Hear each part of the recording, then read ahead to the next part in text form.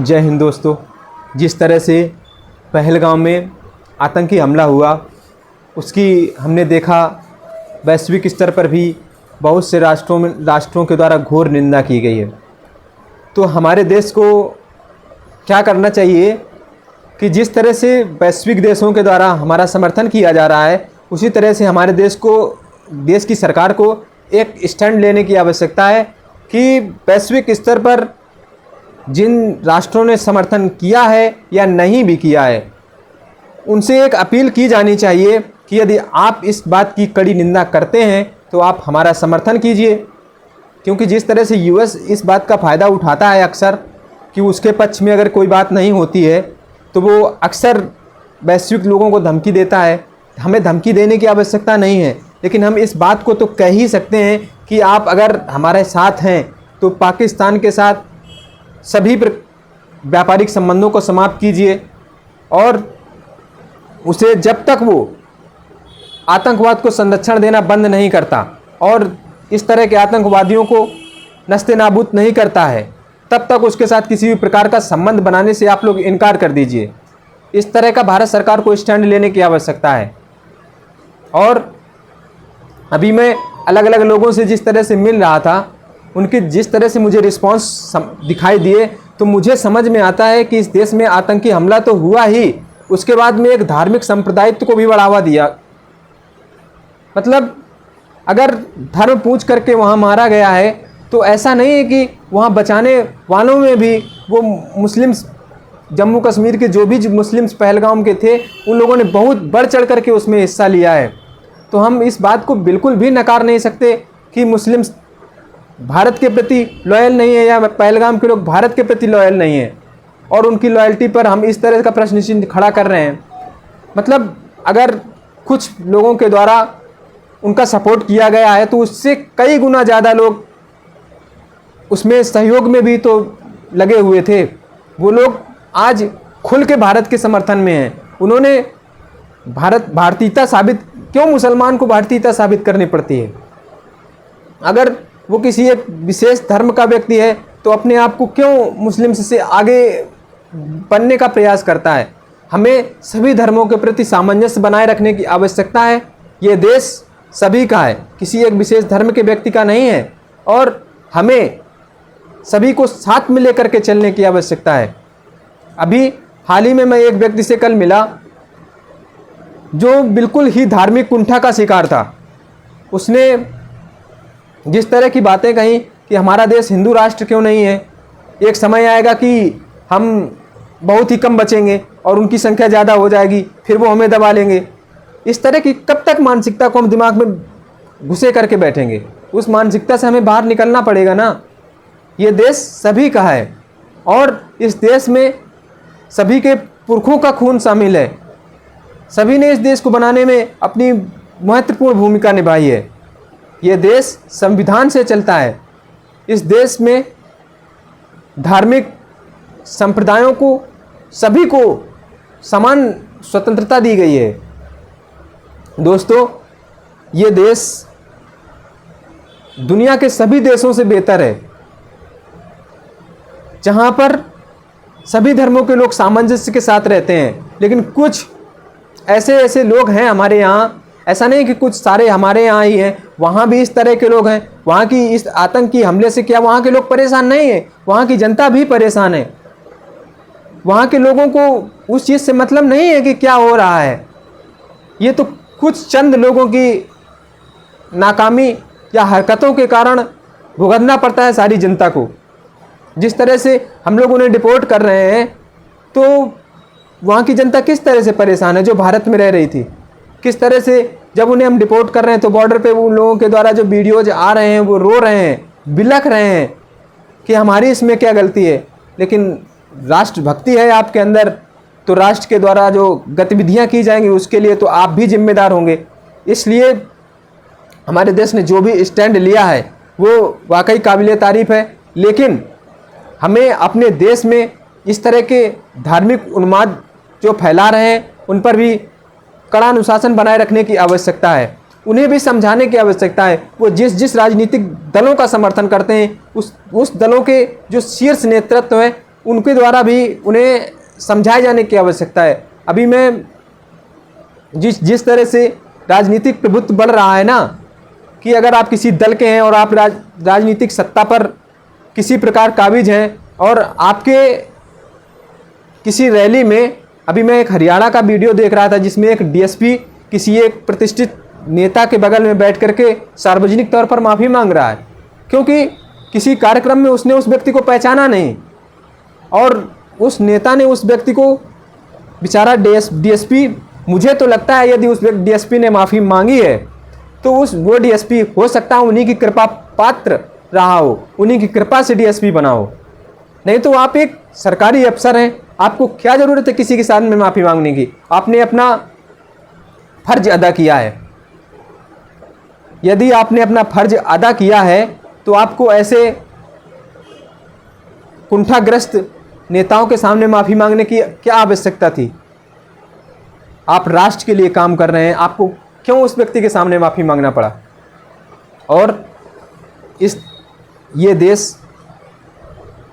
संविधान से चलता है। अभी अलग अलग जगहों पर जिस तरह से देखा जा रहा है कि जाति को लेकर के बड़ा दंश लोगों को झेलना पड़ रहा है।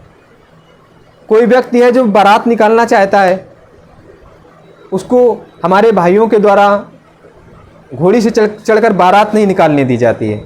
एक जाति के नाम पर उन्हें दबाने की कोशिश की जा रही है।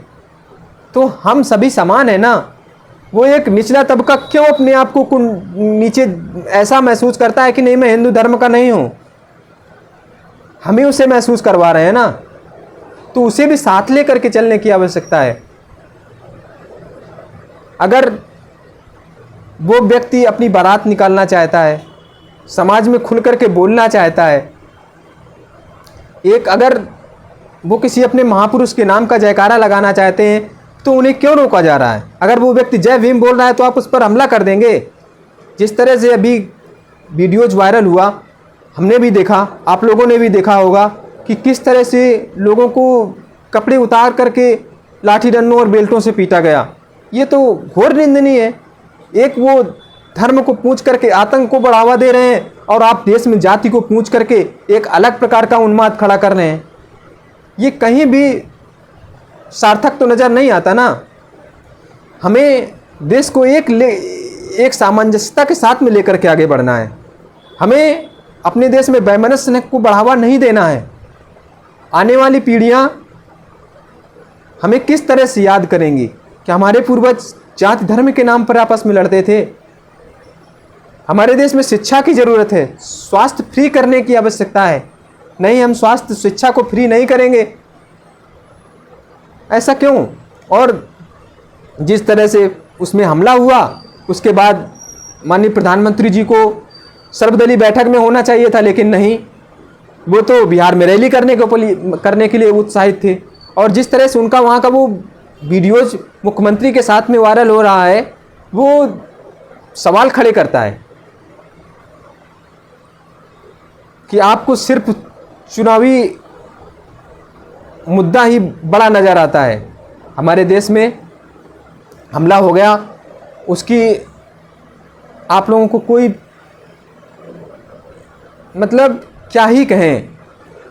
और अभी एक शायद यूपी की ही एक गायिका हैं नेहा राठौर, उनके द्वारा जिस तरह से सवाल पूछे गए, सवाल तो लाजमी है, सभी पूछ सकते हैं। इस तरह का हमला हुआ, आप गवर्नमेंट में हैं तो आपकी जिम्मेदारी है, आप जवाबदेही तय करेंगे, आपसे सवाल पूछेंगे लोग। लेकिन नहीं, आपने तो उनके खिलाफ एफआईआर दर्ज करवा दिया। तानाशाही है क्या? आपको जवाब तो देना पड़ेगा ना। एक सराहनीय मुख्यमंत्री भी हैं, उनके कार्य की हम सराहना करते हैं। जम्मू कश्मीर में जिस तरह से वो मुख्यमंत्री हैं, उन्होंने अपनी विधानसभा की जो सत्र बुलाया है, विशेष सत्र में उन्होंने जिस तरह से वहाँ पर आतंकी हमले में मारे गए परिजनों से माफ़ी मांगी और अपनी असमर्थता व्यक्त की, वो काबिले तारीफ़ है। इस तरह से भारतीय सरकार को भी एक विशेष सत्र को बुलाना चाहिए, उस पर एक चर्चा होनी चाहिए। आखिर कैसे आपकी जिम्मेदारी थी सुरक्षा की। वहीं से कुछ दूरी पर पुलवामा 50 किलोमीटर के लगभग रहा होगा, वहाँ पर हमला हो चुका है। जब हम जान रहे थे तो हमने पहलगाम में सुरक्षा व्यवस्था का इंतजाम क्यों नहीं किया? बॉर्डर क्षेत्रों में सुरक्षा व्यवस्था हमें बढ़ाने की जिम्मेदारी हमारी थी।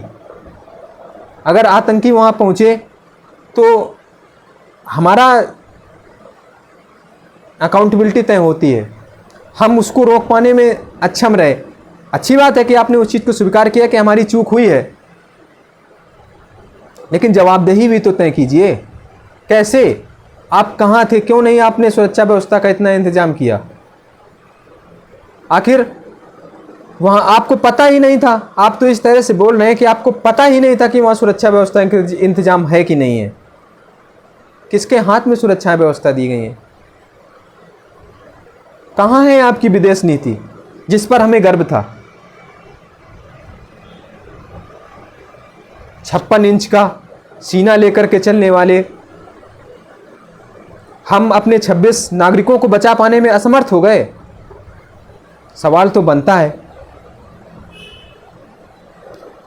और जिस तरह से अन्य राजनीतिक दल इसको राजनीतिक रूप देने का प्रयास कर रहे हैं, क्योंकि जो गवर्नमेंट में वो तो राजनीतिक लाभ उठाने का भरसक प्रयास कर ही रहा है, वो तो साफ साफ नज़र आता है। लेकिन जो अन्य पार्टियां हैं वो गवर्नमेंट से सरकार पूछने के साथ साथ जिस तरह से उसे चुनावी रण का रूप देने का प्रयास कर रही हैं, वो भी कुछ जचता नहीं है। आप सरकार से सवाल कर रहे हैं, लेकिन आपके ही समर्थक एक भारी संख्या में किसी समुदाय को प्रताड़ित कर रहे हैं।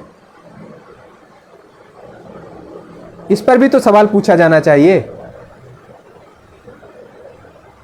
और एक बहुत पुराना दल है कांग्रेस, उसके ही एक वरिष्ठ नेता के द्वारा जम्मू कश्मीर के मुख्यमंत्री को आतंकवाद से संलिप्त होने का दावा ठोक दिया जाता है। मतलब आप कुछ भी बोलेंगे राजनीतिक लाभ के लिए, कुछ तो रिसर्च करके आइए। और इन सब बातों को छोड़ते हुए मैं एक आप लोगों के साथ में और भी बात को शेयर करना चाहूँगा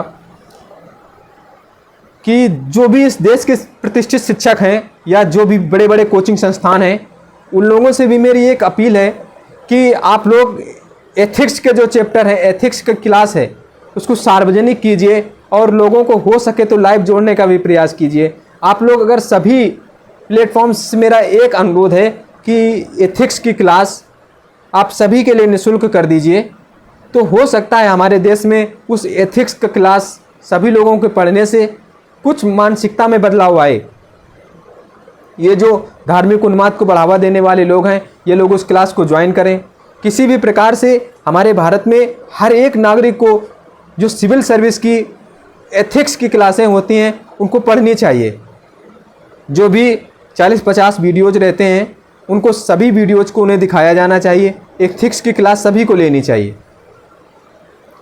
जब तक हम लोग एथिक्स नहीं पढ़ेंगे तब तक इस तरह का धार्मिक दंश हमारे दिमाग में जो भी बैठा हुआ है वो इसी तरह से बैठा रहेगा। तो जो लोग भी मेरे साथ जुड़े हुए हैं उनसे यही अपील है कि यदि आप किसी कोचिंग संस्थान के साथ जुड़े हुए हैं तो उन्हें इस बात को कहें कि नहीं सर, आप एक बार का कोर्स, 1 साल का कोर्स यूट्यूब पर उपलब्ध करवा दीजिए या अपने ही प्लेटफॉर्म पर, अपने ही ऐप पर निःशुल्क कर दीजिए, सभी के लिए कर दीजिए। नहीं तो अगर आप नहीं कह सकते हैं तो कुछ क्लासेस को अपलोड करवा दीजिए, मतलब अपने ही ऐप पर एक्सेस दे दीजिए, सभी को दे दीजिए। अगर वो सभी एथिक्स की क्लासें पढ़ेंगे तो हो सकता है उनमें मानसिक बदलाव हो। अगर इन सभी के द्वारा नहीं भी किया जाता है तो बहुत जल्द कानपुर में ही आपके साथ मैं एक बेहतर टीम के साथ मिलने वाला हूं, जहां पर एथिक्स की क्लास सभी के लिए निःशुल्क रहेगी और आप आकर के उसे ज्वाइन कर सकते हैं। ऑफलाइन और ऑनलाइन किसी भी माध्यम से आप हमारे साथ जुड़ेंगे और हम एथिक्स की क्लास प्रत्येक नागरिक को निःशुल्क पढ़ाना चाहेंगे। क्योंकि जिस तरह से धार्मिक उन्माद को बढ़ावा दिया जा रहा है और अपनी वैचारिकता को किसी के ऊपर थोपने का प्रयास किया जाता है कि नहीं, जो हम बोल रहे हैं वही सही है, हम दूसरों को सुनना ही नहीं चाहते हैं। इसलिए ज़रूरी है कि एथिक्स हमें पढ़ना चाहिए। एथिक्स एक ज़रूरी मुद्दा है, उसे सभी को पढ़ना चाहिए। एथिक्स की क्लास यदि फ्री कर दी जाएगी तो मुझे नहीं लगता कि जो नया एक समूह आ रहा है, एक विद्यार्थियों का एक जो नया दल हमारे सबके बीच में आ रहा है, आने वाले समय में वो एक अच्छी मना स्थिति लेकर के हमारे समाज में उतरेगा। और जो अब का समाज है और जो आने वाला समाज होगा उसमें एक बहुत बड़ा अंतर नज़र आएगा। जो आने वाला समाज होगा वो सभी को साथ लेकर के चलने की वैचारिक तार्किकता को आगे बढ़ावा देने का काम करेगा। इसलिए एथिक्स की क्लासेस को निःशुल्क किया जाना चाहिए। यही मेरी सभी प्रतिष्ठित अध्यापकों से भी अपील रहेगी कि आप लोग इस एथिक्स की क्लासेस को सभी के लिए निःशुल्क उपलब्ध करवा दीजिए। हो सकता है हमारा देश एक अच्छी स्थिति को प्राप्त करे। दोस्तों, फिर किसी दिन एक ज़रूरी मुद्दे के साथ आप लोगों के साथ डिस्कस करने के लिए मिलेंगे। तब तक के लिए जय हिंद, जय भारत।